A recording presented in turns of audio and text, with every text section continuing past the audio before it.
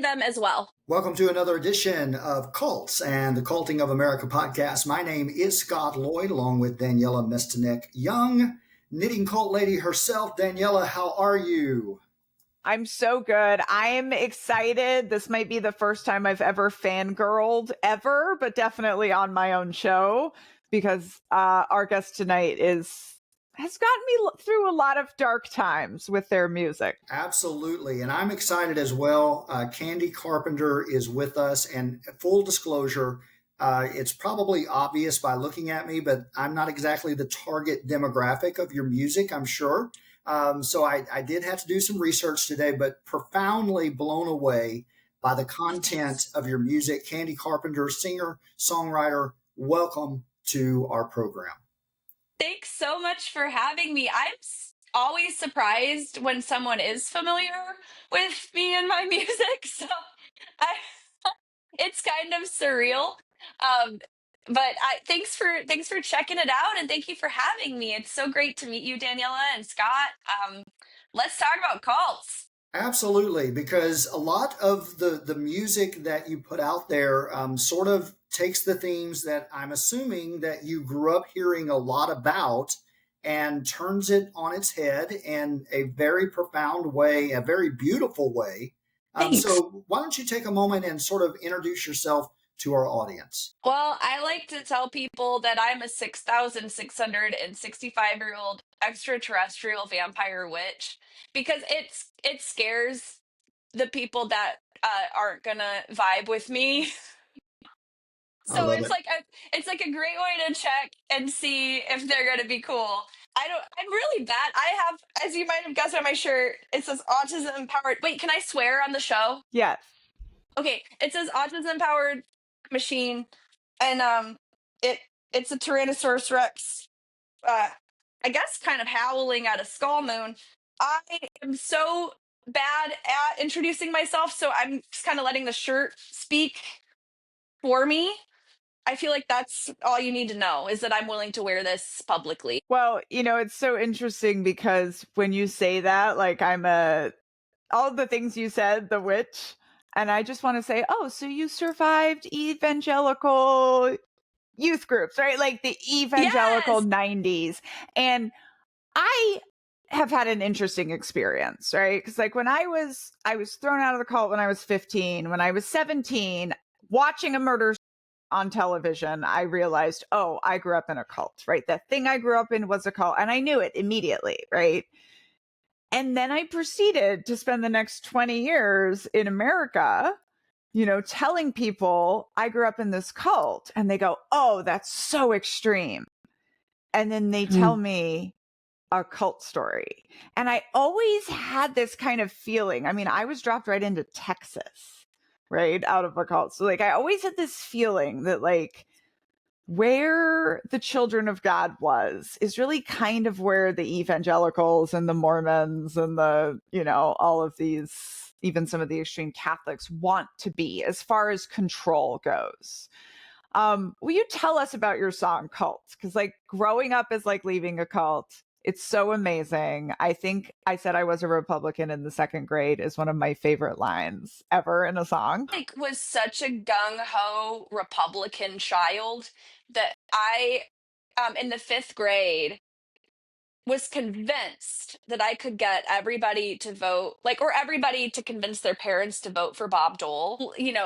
Bob Dole, the cool, youth appealing presidential candidate. Yeah.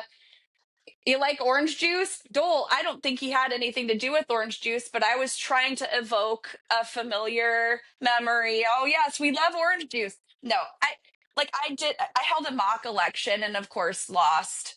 But my dad was a Christian Missionary Alliance pastor. And Daniela, we were talking before we started filming the podcast about how David Berg was formerly a Christian Missionary Alliance pastor.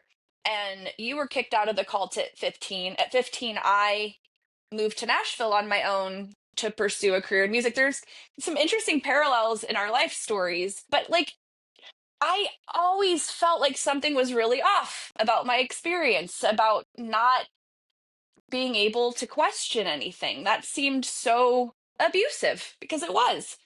And I started a song maybe 10 years ago about Christianity just being the world's most popular cult. Um, I ended up leaving the church after many years of deconstructing. I think the process really started for me after I went to church with an atheist person that I was trying to convert. And I watched the service through their eyes.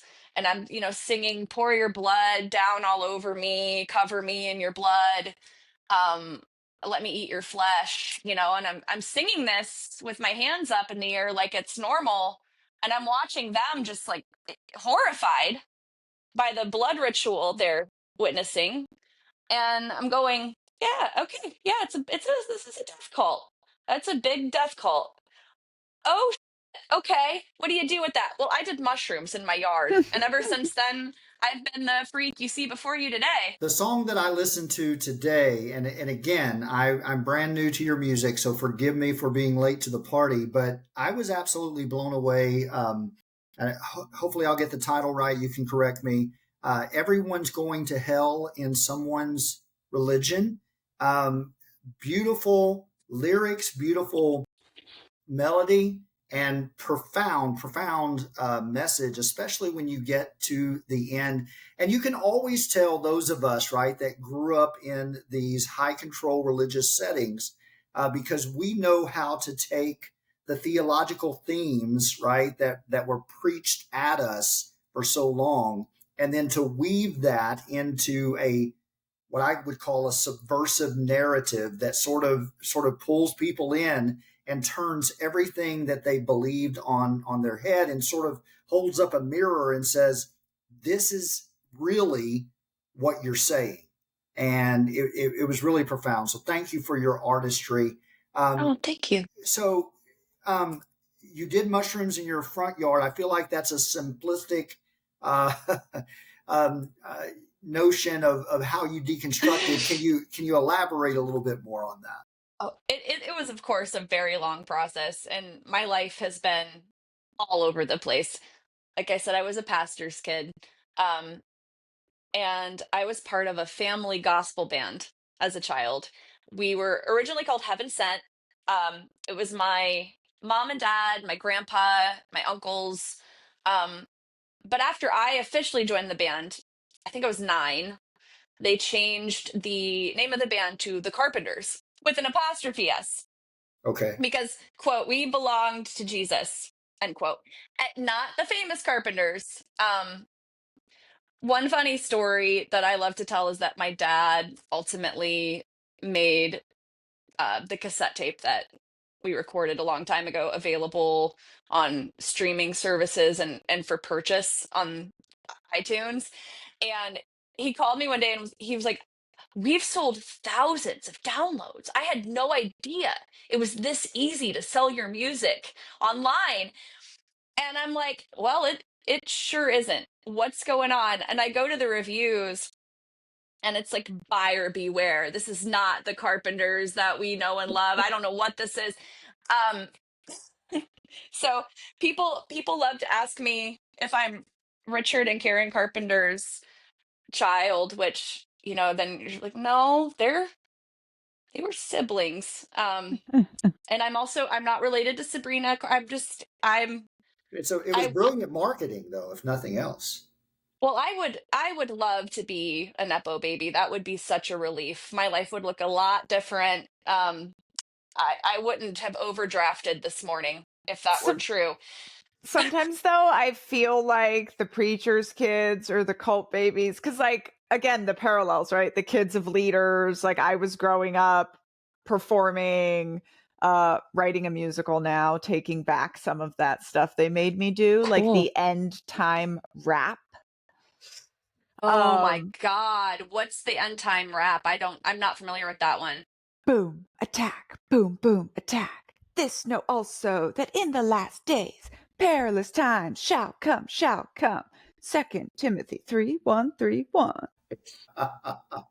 I legitimately am writing a cult baby musical because Can't actually wait.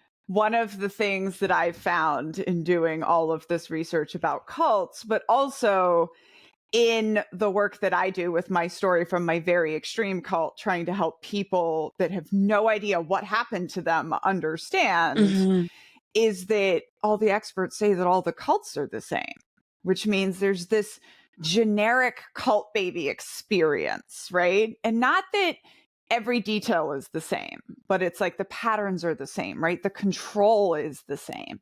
And that to me was so powerful about your music, where I was like, you're really getting at the control. You're really getting at the soul crushing and the ways we weren't allowed to develop and all of these things that are the same, no matter what the sort of formula that your childhood was coming up under. It's been shocking and comforting and disheartening all at once to see how many of us there are. Um, thousands of comments under certain videos, people like us sharing these experiences. And it's wonderful to build this community and to connect with each other and to realize that we were never as alone as we thought we were. But sometimes I can't take it and it just makes me cry. I thinking about how many of us were out there hurting and in pain and looking for answers and looking for connection and wishing that we could feel the spirit move in us the way everybody around us was saying they felt it. And then feeling like something was wrong, being told something was wrong with us anyway, but then being like, well, maybe I am the Antichrist. Maybe I'm evil. Maybe I'm possessed. I mean, I remember we went to some pretty extreme churches when we were performing with the band. And one particular church, um, there was a self-proclaimed exorcist giving a talk about the end times and and claiming that, quote, all mental illness was the work of demonic possession. And I'm sitting in the pew listening to this message and knowing that there's something different about me and about the way my brain works. And I believed from that point on for several years that I was possessed by demons, and I would try to perform these exorcisms on myself because I had so much shame that I didn't want to go to my parents and say, I think I have a demon inside of me. And that's just like, how did that happen? How is that real? That really happened to me. I really believed there was a demon in my body. I believed, like everyone else in my particular sect of Christianity, that Jesus's ghost was literally living inside of me. So I was already possessed by that. And everyone you're talking to, every time I get together with my mom and dad, who I love, and we've rebuilt a lot of bridges and we've rebuilt our relationship, but like, I know that when they're looking back at me talking to me, they believe that there is a man's ghost in their body. And and how do you connect? I think that for me, the most devastating part is that I just didn't learn how to really connect with people, not only because of my autism and the differences there, but because of the religiosity. Um, and I've got to tell you, Daniela, before I forget, um, I know the Christian VBS songs and the youth group songs, but one extra layer is that I have all these gospel songs that my dad wrote for the band. And the first song I ever recorded was called I'm Glad You're My Daddy. And it starts with, I was 9, and it's me and two of my cousins. It starts with my dad giving a recitation about being an evangelist going to an orphanage and witnessing to the children, and then 3 children accepting Jesus as their savior. And then like my verse was I'm glad you're my daddy, and then my cousin Joanna was thanks for being like my best friend, and then there's Big Brother, Father, Son, and Spirit. And then the worst memory I have is a song that my mom and dad wrote together about saving oh, I can't even say it, about saving themselves until marriage, called Biding Their Time Till the Time of Their Life. And they were working on that when I was a freshman in high school, and I'm sitting up in my room and I'm listening to them singing this to each other downstairs on the karaoke machine, like recording it onto a tape. And I'll never get that out of my head. Like my mom and dad singing about just boning each other, you know, how much they wanted to bone, but couldn't because they weren't married. And I'm just upstairs like, undiagnosed autism, thinking I have a demon in my body, listening to my parents talking about each other. And, you know, it's off. Like everything gets twisted and weird when you're in the thick of the religion. It's just another, I talk on my channels a lot about how purity culture is just the other side of pedophilia culture. Like nobody needs to be talking to children about sex that much. Like whether it's about that it's bad or good, just like none of it, you know? No, It's just not. And I mean, no. this is just one step away from like in the Children of God, it was just 4 groups of parents downstairs and they were singing that same song, but it was to Jesus and they were like having the orgy with Jesus. And that was like what made us a super serious sex cult. But just, I find just like 1 or 2 degrees of separation away, you have this much more normal American experience that so many people had. And, you know, this feeling you describe of being lonely all the time, your exorcist songs, your songs about dealing with eating disorders. I mean, I'm going to start crying if I keep going. No. I just think you really, really have found a way to speak to the heart of some of these issues that we all end up coming out with after, you know, having the years that you're supposed to be exploring be so controlled. And I love that you are like exploring that now for all of us. What's it called? Individuation, I think, is the psychological term for it. I feel like I'm still going through that now, so late. And discovering all this stuff, like through the process of writing Demonology, I realized I was non-binary. Like all the times I would say to everybody around me, I don't like being called a woman, I don't like being called a girl, that makes me uncomfortable, what's the alternative? I didn't have that representation. And um I was really starting to take off with my Americana career. Right before the pandemic, I made an EP with Brandy Carlisle, and I was on Dolly Parton's anniversary at the Grand Ole Opry NBC special. It was on the BBC. It was like all of these things were coming together. And I was so unhappy. And I was getting what I wanted, and I was so unhappy. And like so many of us over the pandemic, having this opportunity to reflect, but I don't really listen to this kind of music anymore. This is My mom and dad chose country music for me as my genre when I was a child because they thought it was the most family friendly genre of music other than Christian music. And they wanted me to be a bigger witness to more people in the world, um, outside of gospel music. So they thought country would be a good place for me. And I was still living the life that my mom and dad chose for me when I was a kid, as an adult. That was in my gender expression, my sexuality, my artistic expression, um, all of the ways I expressed myself and all the ways I thought about myself were through this lens of evangelical Christianity. Um, I thought it was the trauma that happened to me as a child in the music industry that messed me up. And then when I started peeling back those layers, it was so much, the root of the pain went so much deeper than I realized. And I decided, instead of quitting music forever, I would try to figure out how to be myself and make a record that would help me find community and find people who got it, who understood. And we were able to build this beautiful community. There are almost 600 members in the Candyland Discord. If you're not part of it, please check it out. I'm able to tour now and tour and meet the coolest people. We all needed each other when we were kids, and now we have each other, and I love that. Yeah. Yeah, and now I'm working on. Well, it's done. I have a new EP coming out. American God is the first single off that EP. It's out now.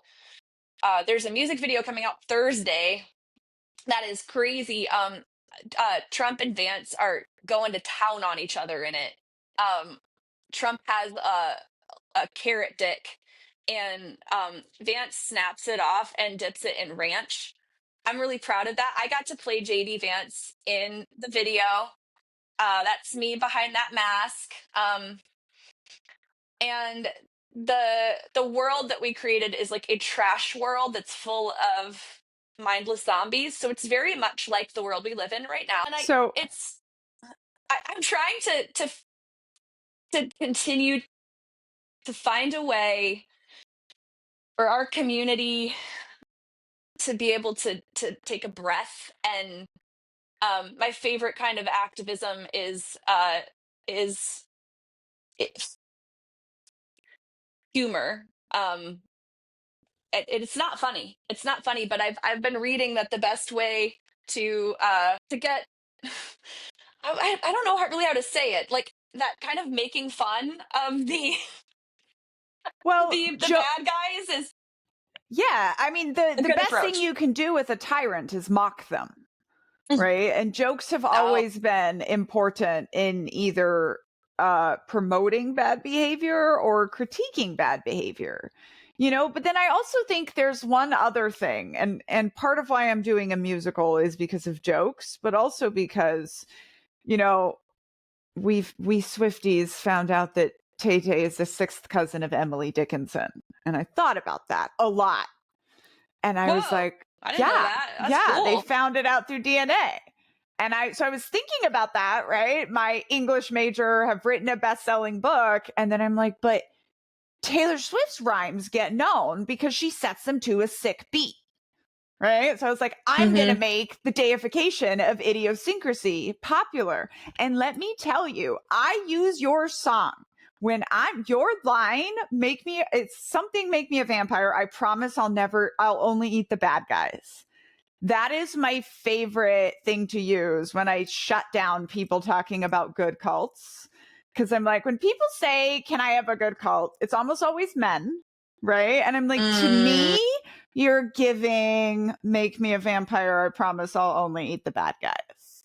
Like, you're asking me, can I unhealthily manipulate people, right? And coerce and control people, which is exactly what our parents thought they were doing, right? Like, for a greater good, for an end. I did Yeah, have to save us from eternal damnation and hellfire, I guess, right. Yeah. It's Yeah. if once you can justify your end as being so good, you can kind of compel any sacrifice for it, and that tends to get really ugly when you add children in there. No. But Yeah. one thing I wanted to ask you about when you were talking about your pivot into the new music. So our talent manager, actually, who comes from the music industry and was very interested to hear you talk about working with Brandy Carlisle. But she was making this fact sheet on you, and she said, they started doing this kind of music and they've pivoted into like political satire. And my response, Lizzie is lovely and she's Jewish from nice people who didn't coerce her. And my response and my question to you is like, is it a pivot? Or is it just that those are our people? Like, there's a reason you and I are mocking Donald Trump and Yeah. Shady Vance, and we know who those people are. Yeah. I love this question because I don't know if you've seen, I posted this letter that I was quitting music forever and officially running for president of the United States of America. Yeah. And I'm having a lot of fun with that. Is it a joke? Who knows? Who knows?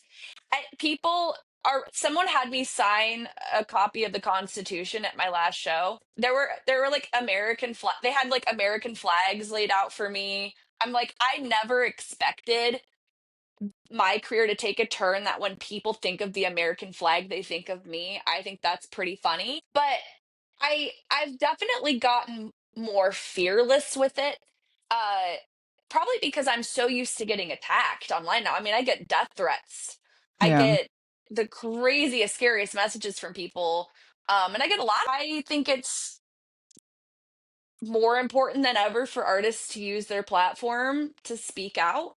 Um, I am proud to tell you I got my first warning on TikTok for bullying and harassing JD Vance from Vance Regurgitation. I got, yeah, because and now I've been tagging the White House and being like, JD Vance won't stop reporting my videos. He's threatened that he thinks I'm going to beat him in the election.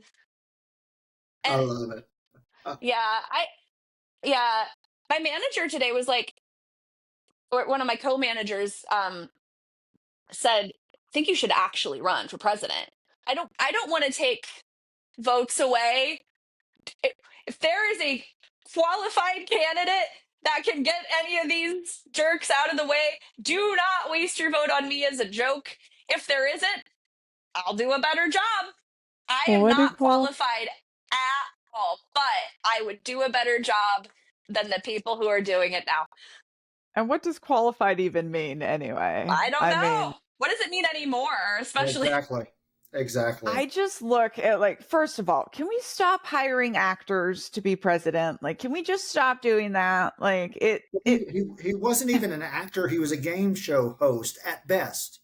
it was like it worked so poorly with Reagan. We were like, let's do it again. But no, I love, I mean, we can see my book cover here in the back, which is an American flag, not in the right colors, chopped up. gotta get a copy. And I'm a soldier. I will definitely send you a signed copy of both of my books. Thank you. And, you know, I'm a soldier, and I feel very much like you were describing, of like, I was just today, I was like, when did I become a political influencer? Like, how did that become a thing? But, you know, when I look at the stuff that I focus on, and I'm like, people have been warning for 50 years that the Christian extremists were trying to get the White House. My people, your people. And now they have. We knew. We've been knowing. And now they have. And one of the things I think that, like, all of the kids that got to read Harry Potter growing up don't understand is that there's not a difference between Donald Trump and Jim Jones. You know, like they're saying all the quiet parts out loud. They just want the control, right? They're just like being completely nasty out loud. And I have very much admired your approach to just like, well, I'm just going to be, you know, like the satire is so on point and it's so perfect. And I hope you do run for president. We'll have you back on. I started this OnlyFans presidential campaign headquarters because I knew that conservative men would hate that and that my fans would think it was funny. And that's just kind of what I'm just like I'm my advocacy right now. Like, somebody called me an activist in an article the other day, and that meant a lot to me because I, like you said, I don't know how I got here. I was just, trying to make pop music, and now I think I'm probably more of an activist than I am a musician because it's so important to stand for something when a lot of other people are taking a seat. And I don't know. I was so afraid to use my voice for the first 30 years of my life And because of the church. Yeah. I think that, though, the lack of fear, right? I think about this a lot, that what we cult babies bring to the country right now is we're not afraid of those people. We're a lot of us are triggered. A lot of us are angry. I'm mostly angry. Like, I cannot believe I fought so hard to get my life together and like build a really good life and do all the healing.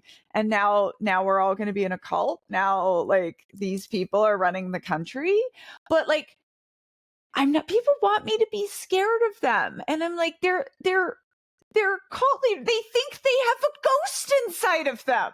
They think there's a ghost. A lot of what I like to do, this is a public service that I offer when someone leaves a hateful comment on one of my posts. I like to go in and I like to correct their grammar for them or their spelling, just to help because they clearly need someone to say something to them. I I don't know. that line between fear and just anger, it I rode that line and stayed on the side of fear for a long, long time because that was a learned behavior, a learned response. When you finally flip into anger, it is heaving. It is so thick and you're not just mad, you're furious. I remember posting something when I was still in the country Americana space about the insurrection when it happened and losing a ton of followers and feeling really stressed about that. And now when I lose a follower, I'm like, good, bye. Bye. Yeah, bye. It's just an interesting experience to watch and feel your mind change. And And I guess that's what healing looks like. I was going to say, I think it speaks to the power of not only healing, but like you knowing who you are. You know, like I feel, because I literally listen to your music for sometimes 16 hours a day, like I expected you to be this exact person. Like this is exactly who I expected you to be from seeing your music and watching your videos. And I think that so much of cults, in fact, I think one of the reasons that it is such an outcome of cults is because we're having to mask, we're having to push down, we're Mm-hmm. having to not be ourselves. And, you know, like you, I've gone from being worried about, oh, I got to do this, I got to say this, to being like, nope, bye. Like, if you don't want to be here, I don't want you to be here because I don't want to have to try to convince people to like me. Like, that's so much of what the cult was about, was this kind of like fake connection and community. Oh, I'm just like, it is so wonderful to talk to you, and I'm so excited to connect with another person who's gone on that journey of self-discovery and unmasking, and you're incredible. Thank you for what you're doing. Thank you for the way that you're helping people in our community with this podcast and with sharing your story and being yourself. Like, there's so much power in just being yourself. And I have this theory, and I don't know, like, there's nothing to back it up other than my lived experience and then connecting with the folks who found this record. And then, like, looking at my father, who lived his whole life as an undiagnosed neurodivergent person. Um, it feels like, speaking for myself as an autistic person, I was particularly susceptible to the rules, to really internalizing those rules and feeling, and the scrupulosity. I'm also OCD, scrupulosity, and the like memorizing the Bible verses and like be just integrating my relationship with God into my entire being, my whole personality. And like, my dad's special interest is definitely the Bible, definitely Noah's Ark specifically. He will tell you all about Noah's Ark, I whether or can not you want relate. to know. I can Yeah. relate to trying so hard to make the Bible a special interest because that's the only one you're allowed to have.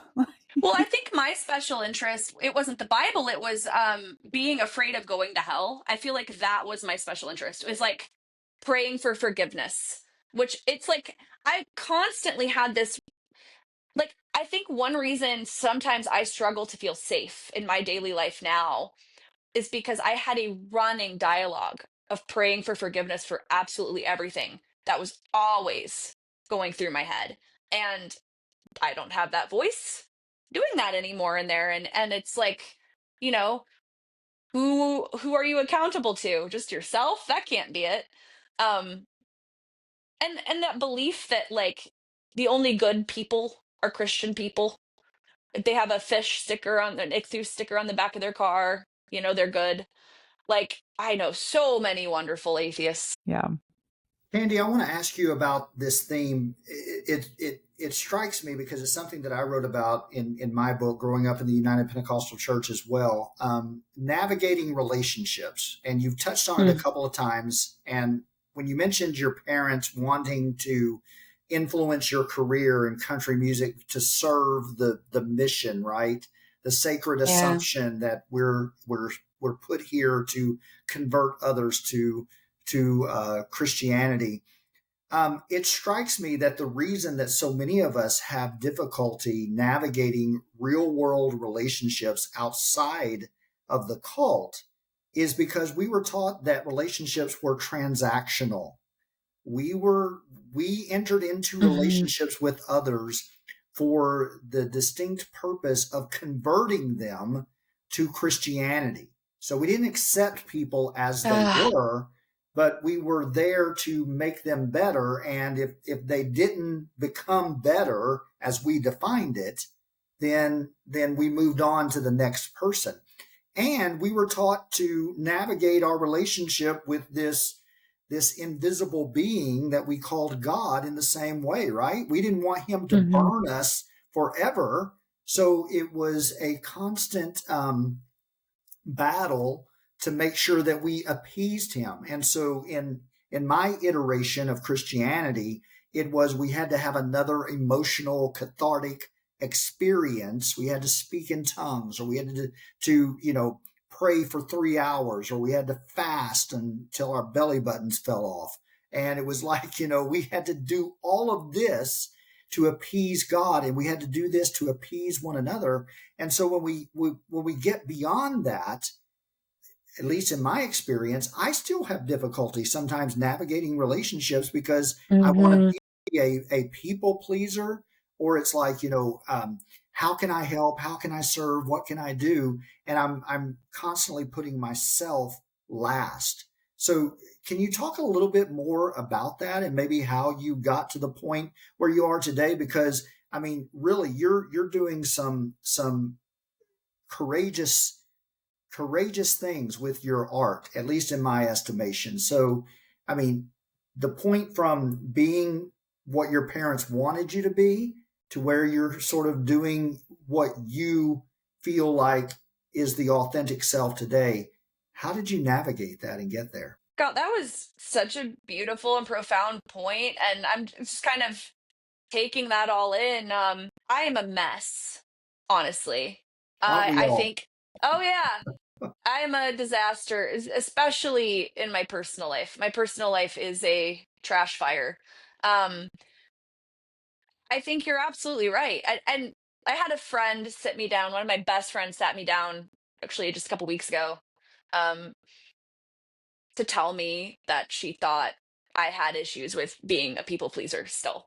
And I'm like hearing her out. I'm like, God, I really thought it, because I'm in therapy. Like I thought I'd been working this out. But you will, or at least I will try so hard to please and please and please. And then when it's not enough, then I'm mad and hurt and ashamed, and all those old wounds come back up to the surface. And I'm going through some personal things right now where I'm even going deeper on that journey of really seeing my reflection and seeing who I am under that mask of autism and performative religion. Because we all know that we're hiding all this sin, right? The alleged sin. We all know what our sin lives, as I remember a pastor saying, what our sin lives really look like. And you just try to get a better and better mask. And I remember once my dad, uh, like, you'd almost audition to be a pastor at a different church in the CMA. And we went, and I remember smiling so hard that my cheeks were burning, and I probably looked like deranged, because I'm just trying to make sure everybody can see the light of Jesus in my eyes. So I'm just smiling, and I was in elementary school, and I feel like I'm still sometimes that kid that is smiling so hard just to try to be likable enough, um and seeing a whole new layer of myself that I've covered up. I as much as I advocate for getting to know yourself, um I'm still doing it. I'm still working on it, and I have no idea how close I am to having that answer, because I keep discovering more buried, I'd love to say buried treasure, but it's really just buried, it's stuff that I covered up that I didn't want anyone to see. And that's Um, profound, right? Because you yeah, mentioned your friend, right? And so granted, I'm going through the same sorts of things. You're ahead of the curve, so congratulations. I'm same to you. 54. I'm 54 and still trying to figure this out, right? So Some you're people never do. Some people never do. And that's what I tell myself every day. I'm like, some people never figure this out. And we did. We did. So we won the video game and now we're in the bonus round. there you go. And what I've discovered on this side, right, with this community is how beautiful it is because nobody cares necessarily what your hangups are. They're willing to Hmm. listen. They're willing to nobody cares what your junk is. They accept you for who you are. You're not a means to an end, but as a Right. person, you are an end in and of yourself. And that's the Mm, beautiful truth that I'm discovering on this side of my Yeah. deconstruction. I love that, And Scott. That's awesome. even what you were saying, Scott, it shows up in different ways. Like for me, I don't know how I stumbled into such a healthy partnership and relationship, but I got lucky there. But I'll see it in my relationship with exercise. I've really had to work on the idea that I'm allowed to just be. Like I don't always have to be trying to better myself. I don't always have Hmm. to be, have a book list I'm working on and have like exercise for me for a while where I thought it was masking and it was numbing and it was all of these other things that it was. It was also part of this. This has been like the final layer for me of just understanding that like I'm allowed to just be. My body's allowed to just be Yeah. what it is and take me places. And I don't have Hmm. to be kind of punishing myself or my body or my soul all of the time. And you're allowed to just sit down, but like there's a sin for everything. You enjoy a good meal, gluttony. You take the day off because you've been working double shifts all week, sloth. You want to go to the gym and work out, vanity. Like it's like you can't enjoy anything. And part of God, like part of what I'm working on right now in my healing is learning to experience pleasure in things, learning to like just like last night I went to cookout at 1 o'clock in the morning and I got a peanut butter fudge milkshake and I drank it in bed while I watched a Halloween movie, and I just enjoyed the hell out of the whole experience. And it's I was so stressed about this interview because I'm really just running on Red Bull and my ADHD medication right now. I didn't sleep last night. Some nights I just fully can't sleep. And I feel like that's tied to my trauma. It's like I just get myself so freaked out. Uh, I I mean, I think that's a really valid response to living in 2025, to be freaked out, but I just this insomnia started for me when I was a little child. Um because I would lay up at night all night worrying about my sins and I would pray every night. I would try to trick God. I would try to bargain with him. And I would say, "Dear Lord Jesus, please don't come back tomorrow because I just want to worship you in church one more time on Sunday. So please don't come back until Sunday so that I can really just like experience a worship service." And then on Sunday, I would pray and I would say, "Dear Lord Jesus, please don't come back until next Sunday because that was so incredible today at church." And I'd lay up and I would imagine hell and I would like, now that I know those things aren't real, I feel like I create my own hell. And unlearning those habits, breaking those habits that you learn from birth when you're born into a cult. Um, like I don't know how to fix that yet. I'm still look, if anyone knows, uh, please email me on my website. Let me know. CandiCarpenter.com. Candy with an I.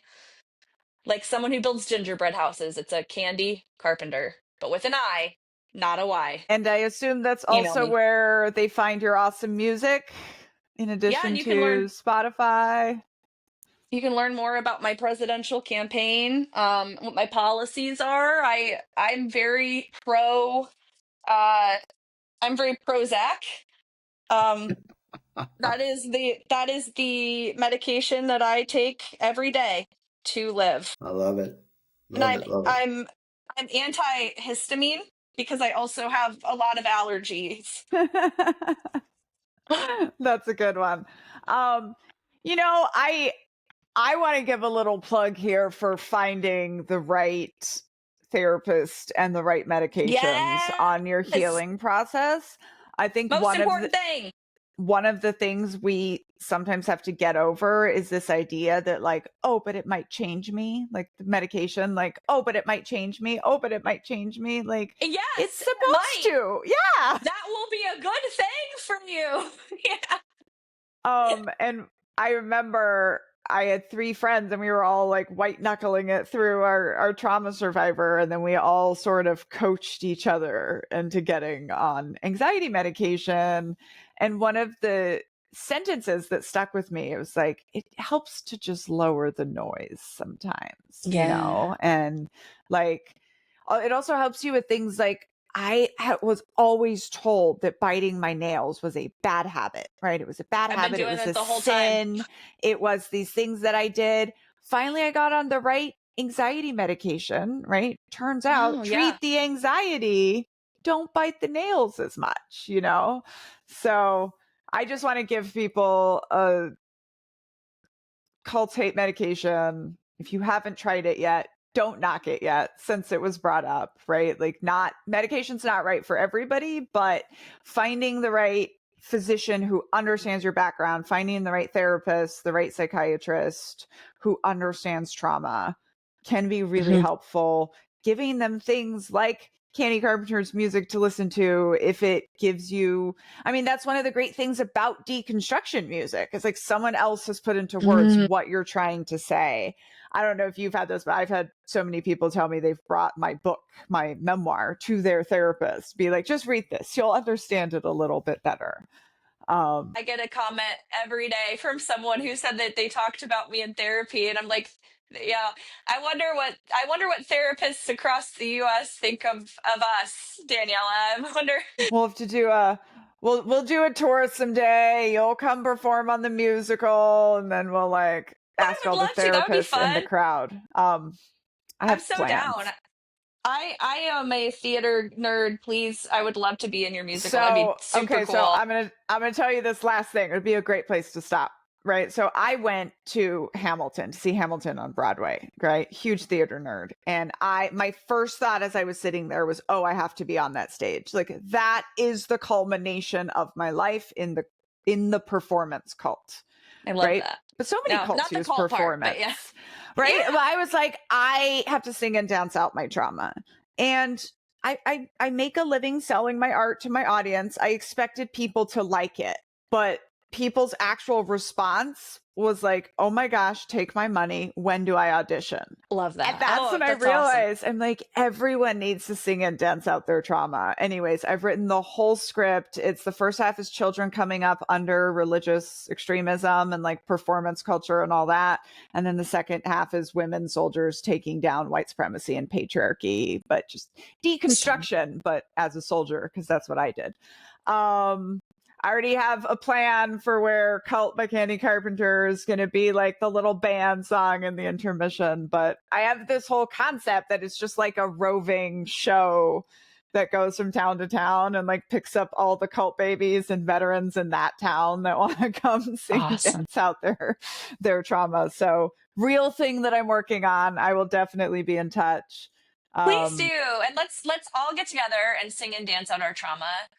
And before we go, I want to add one thing to what you were saying about finding the right therapist, um, because I think this is something I needed to hear when I was looking for a therapist.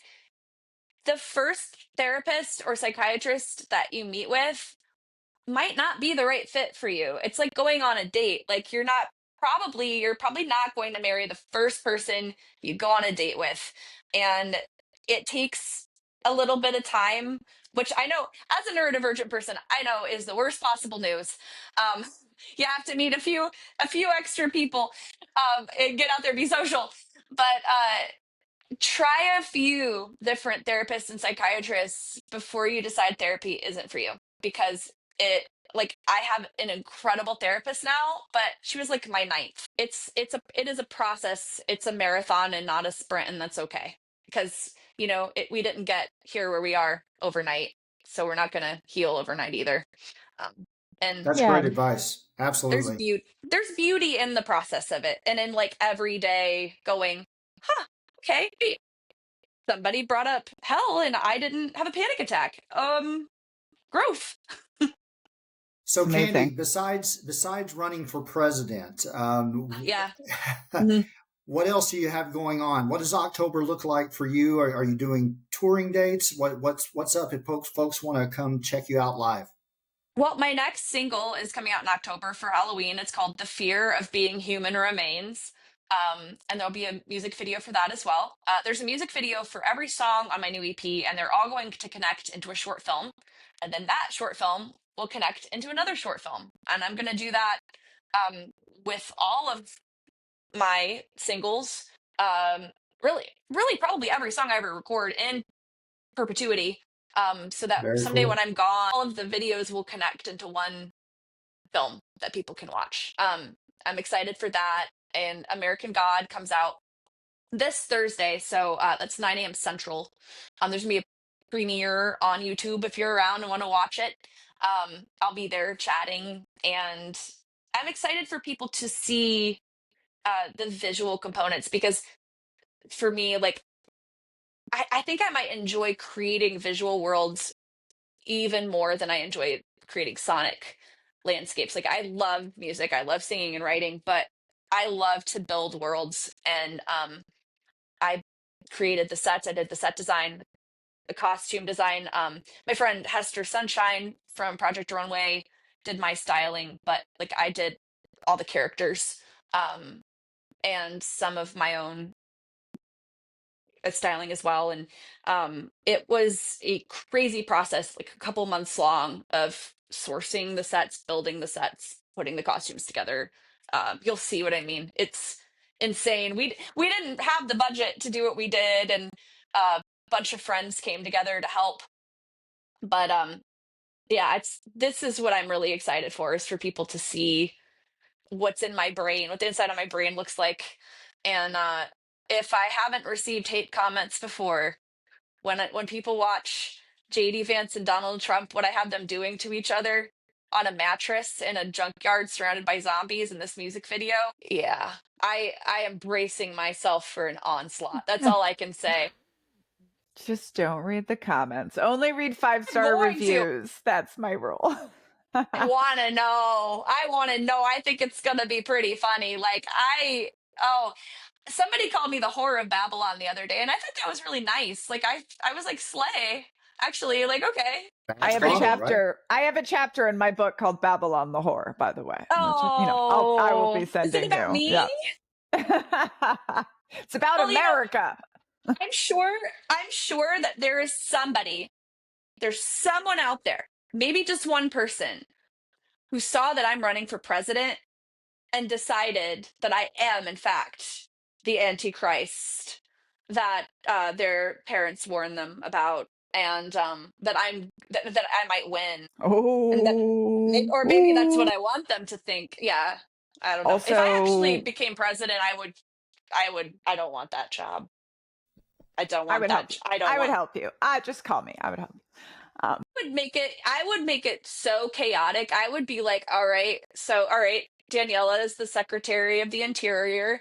Um, Scott's the Secretary of the Exterior. And then we'll have I Just don't a know. second. That's all I need. Yeah, we'll do that. But I'm gonna what's Nick Lachey from 90 Degrees up to? Does he want to be part of my cabinet? Like, let's make it really weird. Let's go crazy. Why did I think of Nick Lachey? What's Why Lil does Bow Wow? What's Lil Bow Wow doing? I bet Lil Bow Wow would be such a cool.